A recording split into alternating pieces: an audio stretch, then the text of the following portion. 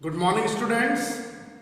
In today's class, we are going to discuss about accounting treatment of workmen compensation fund और workmen compensation reserve.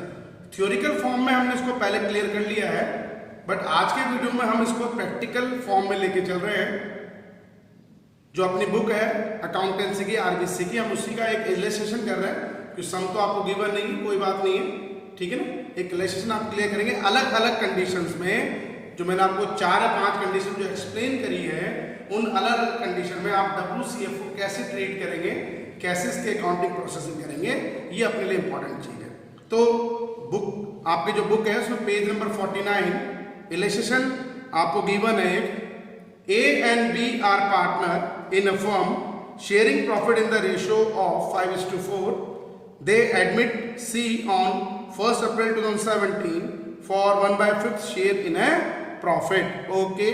अब एक simple आपको एक extract balance sheet दे रखी है, complete balance sheet नहीं है, क्योंकि वो WCF का पॉइंट करवा रहा है कि बैलेंस शीट जो आपको गिवन है, इसको मैं यहाँ बता देता हूँ. Balance sheet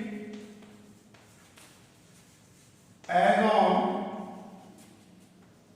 31st March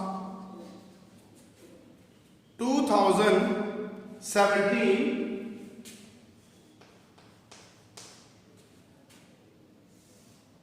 liabilities amount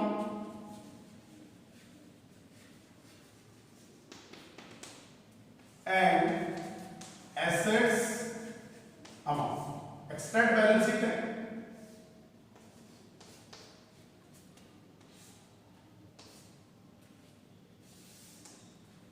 WCF is a liability on firm. अगर आपको बैलेंस शीट में गिवन है तो ये आपको लायबिलिटी साइड में गिवन होगा, क्योंकि पार्टनर्स अपने प्रॉफिट में कुछ सर्टेन पार्ट निकाल करके इस फंड में डालते रहते हैं. तो लायबिलिटी साइड में गिवन है हमें सम के अकॉर्डिंग वर्कमैन कंपनसेशन रिजर्व में शॉर्ट फॉर्म में लिखा हूं workman compensation reserve that is ₹9,000. Okay. जैसे नया पार्टनर फर्म में एडमिशन ले रहा है सी, अब उसके एडमिशन लेने के बाद में that is a part of reconstitution, कि हमारी पार्टनरशिप फॉर्म जब रिकॉन्स्टिट्यूट हो रही है तो उस कंडीशन में हमें क्या करना है. ये अलग अलग कंडीशन आपको देके चल रहा है, जो हमने पहले थ्योरिकल फॉर्म में एक्सप्लेन करी है, हम इसको प्रैक्टिकल फॉर्म में इंप्लीमेंट करके चल रहे हैं. Number 1 point, if there is no other information. Number 1 point, case number 1, if there is no other information. WCF के बारे में आफ्टर रिकॉन्स्टिट्यूशन कोई इंफॉर्मेशन गिवन नहीं है, तो ऐसी कंडीशन में पहले भी बेटा मैंने आपको एक चीज एक्सप्लेन करी थी, ये पार्टनर्स के प्रॉफिट का कुछ सर्टेन पार्ट है हमें फ्यूचर कंटीजेंसीज के लिए अपने वर्कर्स के लिए रखना पड़ता है, लेकिन एक्चुअल में होता तो पार्टनर का प्रॉफिट है. तो ऐसी कंडीशन में जब आपको इसके बारे में कोई इंफॉर्मेशन गिवन नहीं है तो it is a undistributed profit. आप इसको कैसे ट्रीट करेंगे? Undistributed profit. और अनडिस्ट्रीब्यूटेड प्रॉफिट मतलब इसमें नए पार्टनर कोई इन्वॉल्वमेंट नहीं है. ओल्ड पार्टनर जो अपने ओल्ड रेशियो में दैट इज 5:4 में इसको रेस करेंगे, क्रेडिट करेंगे. दैट मीन्स जब मैं पार्टनर्स कैपिटल अकाउंट बनाऊंगा तो पार्टनर्स कैपिटल अकाउंट में मैं इसको क्रेडिट साइड में शो करूंगा बाय WCF या बाय वर्कमैन कंपनसेशन फंड और workman compensation reserve.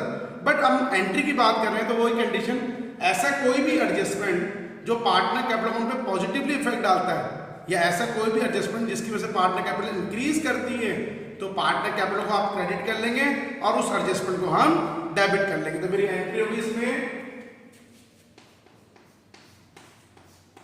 WCR account debit to A's capital account और टू B's कैपिटल अकाउंट. ये गिवन है WCF अपने पास में 9,000. अब आप इसको किस रेशियो में? ओल्ड रेशियो में एडजस्ट करके चलेंगे. 5:4 दैट इज 5,000 एंड ₹4,000. अगर मैं इसकी नरेशन शो करूंगा तो नरेशन क्या होगी? Being workman compensation reserve raised और क्रेडिटेड या एडजस्टेड या transfer to old partners in their old profit sharing ratio.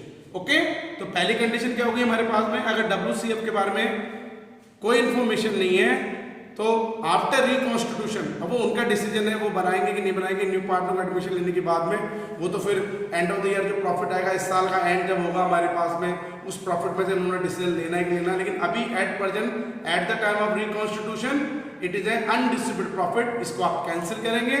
ये पार्टनर्स का प्रॉफिट का पार्ट होता है, पार्टनर्स कैपिटल अकाउंट में ओल्ड पार्टनर की पोजीशन में हमने इसको रेस कर लिया है। Okay, it is a condition number 1। Okay, after discussed case number 1, now we are going to discuss about case number 2। देखिए क्या बोल रखा है इसके अंदर मेरे सम में, if the claim on account of workman compensation reserve या fund is estimated at ₹2,700। अब ये बोल रहा है कि जो हमारा क्लेम ऑफ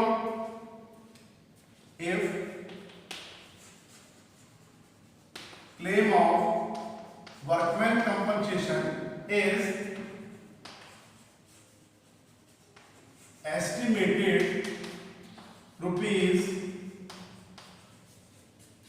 ₹2,700। ओके, कि if the claim on account of workman compensation is estimated at ₹2,700, इसका मतलब क्या हो गया कि हमने वर्कर्स के लिए वेलफेयर के लिए, वर्कर के वेलफेयर के लिए एक वर्कमैन कंपनसेशन फंड बना रखा है, वो अमाउंट है 9,000, लेकिन एक्चुअल में हमें उसमें से कितना क्लेम एडमिट करना है, ओनली 2,700। दैट मीन्स अब हमारा ये अमाउंट डिक्रीज हो गया है। सबसे पहले तो मैं ये मालूम करूंगा कि अब ये एस्टिमेटेड अमाउंट होने पे क्लेम फॉर WCF मेरा जो अमाउंट डिक्रीज हो रहा है वो कितना अमाउंट हमारे पास में आया है और रिमेनिंग अमाउंट कितना है, तो it is a 2,700। That means अब WCF जो डिक्रीज हो गया है, decrease amount of claim, that is 9,000 minus 2,700, that is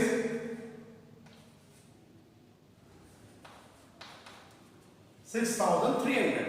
वही कंडीशन है, अगर WCF के बारे में कोई इंफॉर्मेशन नहीं है तो भी अनडिस्ट्रीब्यूटेड प्रॉफिट है। अगर WCF कंपैरिजन पहले से अगर कम हो रहा है तो ये हमारा नया क्लेम हो गया है और बाकी अमाउंट में अनडिस्ट्रीब्यूटेड प्रॉफिट मानेंगे। लेकिन अब तो यहाँ पे जो एंट्री शो करेंगे बेटा दोनों कंडीशन करेंगे, जितना अब क्लेम एडमिट हो रहा है उसकी एंट्री भी करनी है और जो अमाउंट हमारा डिक्रीज हो रहा है, ये तो अनडिस्ट्रीब्यूटेड प्रॉफिट है, वो तो आप डिस्ट्रीब्यूट कर लेंगे पार्टनर्स के अंदर। तो अब जब मैं इस कंडीशन में अपनी एंट्री करके चलूंगा तो मैं एंट्री करके चलूंगा, अगर मैं अलग अलग एंट्री करूँ, शो ध्यान देना आपको इस चीज पे, अगर मैं अलग अलग एंट्री शो करके चलता हूं तो मेरी पहली एंट्री तो बनती है क्लेम फॉर WCF 2,700, तो WCR account debit 2,700 to claim for WCF या WCR दैट इज 2,700। अब इसका मतलब क्या हुआ, जब आप after reconstitution balance sheet create करेंगे तो उसके लायबिलिटी साइड में बिफोर रिकॉन्स्टिट्यूशन कितना WCR था 9,000 और अब हमारा हो जाएगा 2,700 ओनली। लेकिन अब जो रिमेनिंग अमाउंट है that is a undistributed profit, वो हमारा अमाउंट कितना कैलकुलेट हो रहा है 6,300। नंबर 2 एंट्री सेम यही एंट्री, फर्स्ट एंट्री, बस अमाउंट को चेंज कर दीजिए। WCR अकाउंट डेबिट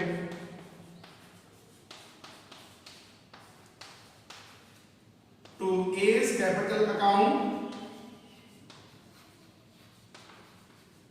और to B's capital account. Narration अभी मैं आपको बता दूंगा इसकी। अब वो अमाउंट 9 तक अपने 6,300 है, रेशियो वही है हमारे पास 5:4 में, वो रेशियो में 5/9 ये हो जाएगा और 2,800। Okay, 3,500 and 2,800। अब मैंने तो अलग अलग एंट्री शो करी है, लेकिन बुक वाला जो आप इसका सॉल्यूशन देखेंगे एक कंबाइंड एंट्री भी तो आप कर सकते हैं इन दोनों की। दोनों में कॉमन क्या है, WCR कॉमन है, तो अगर मैं इसकी एक एंट्री शो करना चाहूँ जो आपके ऊपर डिपेंड है कि सर मैं 2 एंट्री में तो एक एंट्री करूंगा, तो WCR account debit 9000, to claim for WCR 2700 और टू A's कैपिटल अकाउंट 3500 और टू B's कैपिटल अकाउंट 2800। आप कंबाइंड एंट्री भी कर सकते हैं, नो प्रॉब्लम एट ऑल, आप किसी भी तरह से कर लीजिए, कोई प्रॉब्लम नहीं है, ठीक है। तो ये दो कंडीशन में हमने क्या माना है अभी क्लियरली। फर्स्ट, आपको कोई इंफॉर्मेशन नहीं है WCR के बारे में तो इट इज अनडिस्ट्रीब्यूटेड प्रॉफिट। और नंबर 2 कंडीशन, अगर WCR claim for workman compensation पहले के मुकाबले में कम हो रहा है तो जितना अमाउंट हमारा डिक्रीज करेगा उसको आप ट्रीट करेंगे, एज्यूम करेंगे एज अनडिस्ट्रीब्यूटेड प्रॉफिट। आपने वो एंट्री शो कर ली। अब मैं नरेशन की बात करूं तो अगर मैं पहले एंट्री में नरेशन करूंगा तो मैं इसकी एंट्री करूंगा being claim for workman compensation amounted to ₹2700, जो मेरी आफ्टर रिकंस्टिट्यूशन जो बैलेंस शीट बनेगी उसमें मुझे लायबिलिटी साइड में भी रिकॉर्ड करनी है। और बाकी तो ये being decrease amount of WCR transfer या credited to old partner sorry in their old ratio. Okay, ये होगी condition number 2। Case number 3,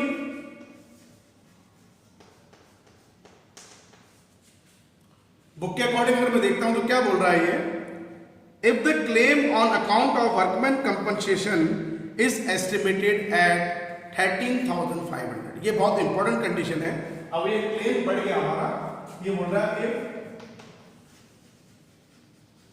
claim for workman compensation is estimated eight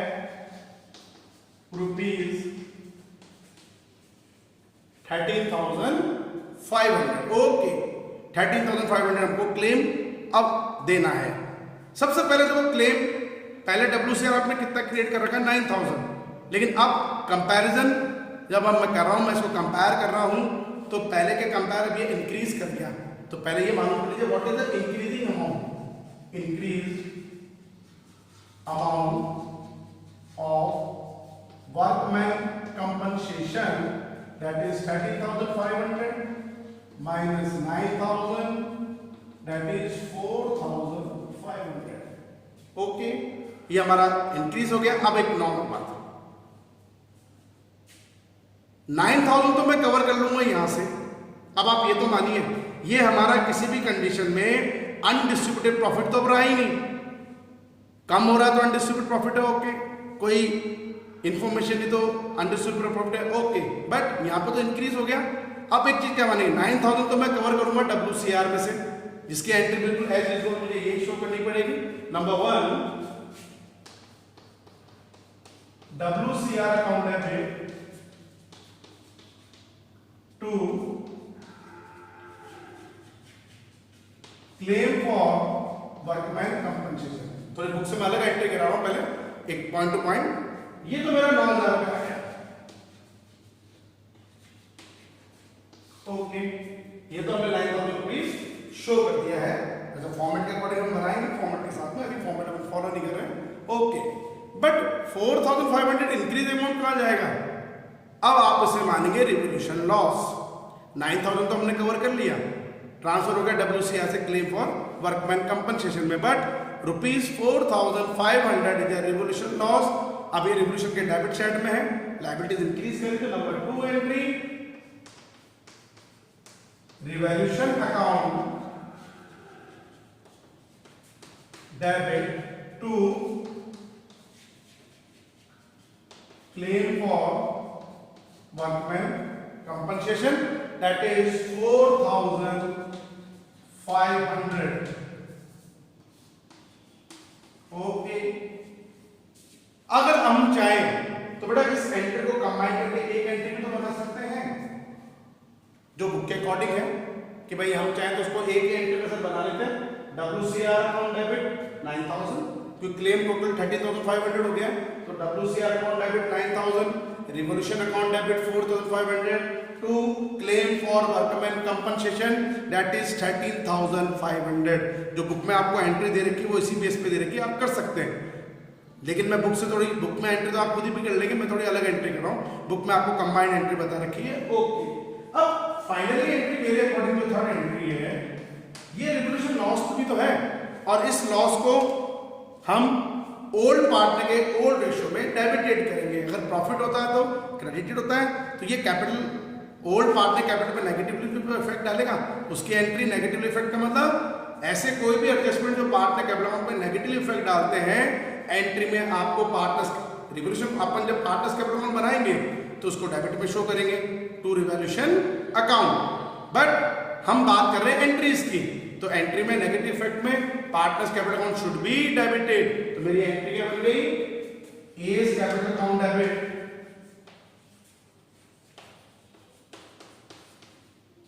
बीज capital account debit,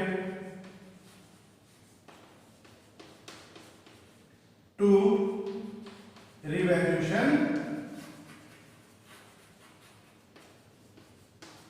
account. Okay, A's capital account debit, B's capital account debit to revaluation account.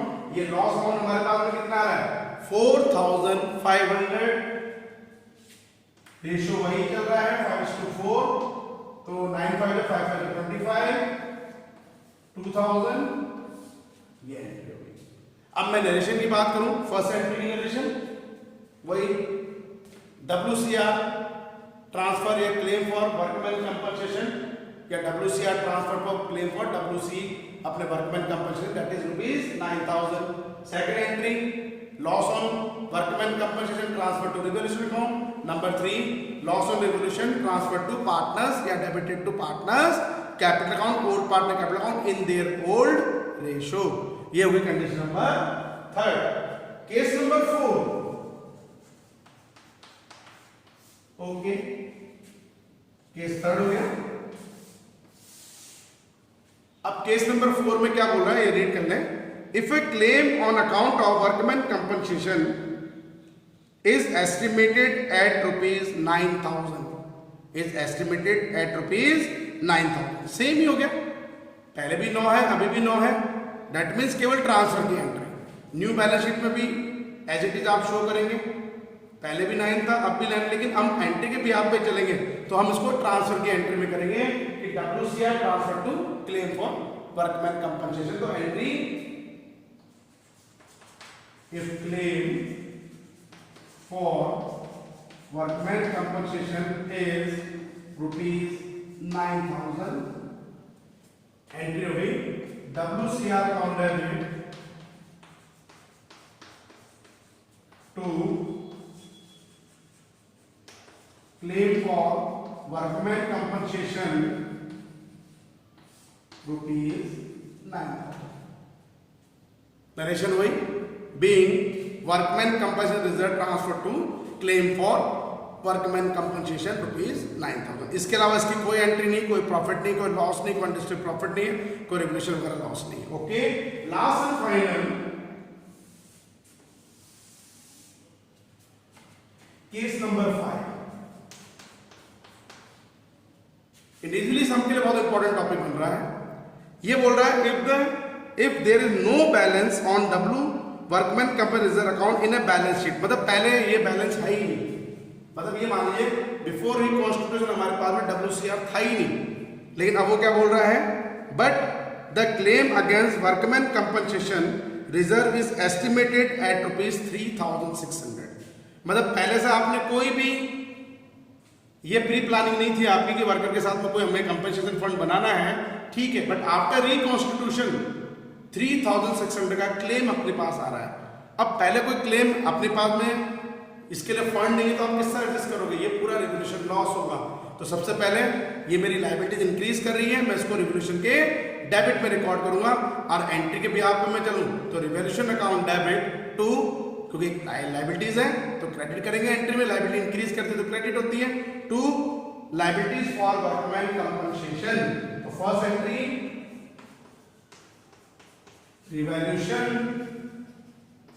Account debit to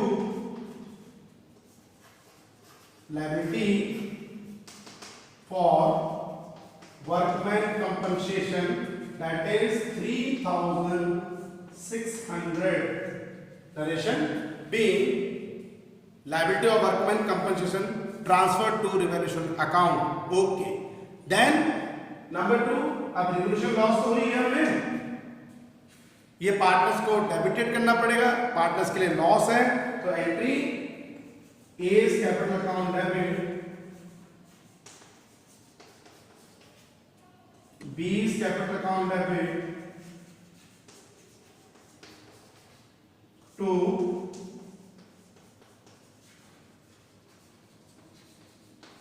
revaluation account. ठीक है, वही 5:4 का ratio, 3600, 9 4 जा 36, 4 4 5 जा 20, 2000 and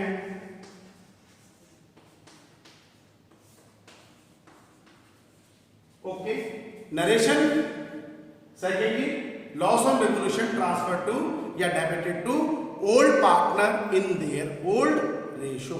तो ये complete condition हमने कर ली, और उसके बाद में इस कंडीशन में पहले WCR हमारे पास है ही, ये मान लो कंडीशन के लिए।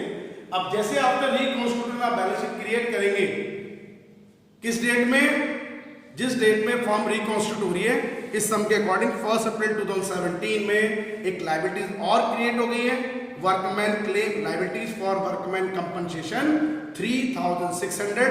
अब आपको न्यू बैलेंस शीट में इसको भी रिकॉर्ड करना है।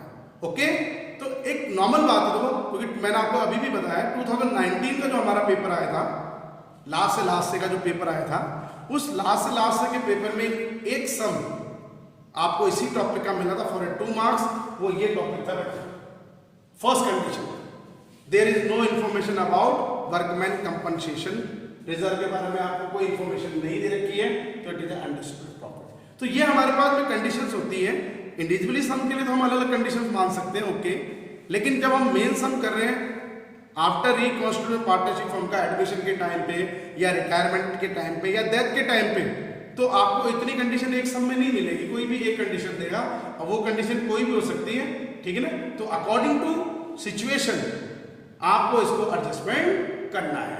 ओके, तो आज की क्लास में हमने जो क्लियर करा है, प्रैक्टिकल सम क्लियर करा है, that is a workman compensation reserve, जो अपनी बुक का एक इलस्ट्रेशन था, जो पेज नंबर 49 पे है, पेज नंबर 49 आप देख लेना। हालांकि बुक में थोड़ी एंट्रीज आपको कंबाइन करके दे रखी, मैंने इसको थोड़ा अलग तरह से एक्सप्लेन करा है, तो आप इसको अच्छी तरह देख लेंगे। ठीक है ना, कोई डाउट नहीं होना चाहिए, टॉपिक इंपॉर्टेंट है। ठीक है, तो आज की क्लास इस वीडियो में यहीं ऑफ करते हैं। अपनी रेगुलर स्टडी को मेंटेन रखिए, आप लोग रेगुलर हमारे वीडियोस वगैरह हमारी प्लेलिस्ट से देखते रहिए। अगर कोई पुराना वीडियोस भी देखना हो तो कोई बात नहीं, आपके पास प्लेलिस्ट अवेलेबल है हर सब्जेक्ट के लिए, आप उसको चेक कर सकते हैं, देख सकते हैं। फिर भी अगर कोई डाउट्स वगैरह आपके आते हैं तो आप हमसे जो भी क्यूरीज आपकी आ रही है आप हमसे डिस्कस कर सकते हैं, हमें कोई प्रॉब्लम नहीं है। आप व्हाट्सएप नंबर पे हमसे बात कीजिए, ठीक है, या हमारे फ़ोन नंबर पे बात कीजिए, उसमें हमें कोई प्रॉब्लम नहीं है। लेकिन बेटा कोई भी डाउट्स को अभी मन में मत रखिए। नोट्स जो आपको रेगुलरली मिल रहे हैं उनको नोट डाउन आप करते रहिए। कभी पार्टनरशिप के नोट्स हमने दिए हैं, आप इनको नोट डाउन करिए, ताकि क्लियर रहे कि भाई जब स्कूल दोबारा से ओपन हुए तो हमें नोट्स लिखने की फॉर्मेलिटीज नहीं करनी पड़े। Okay, thank you.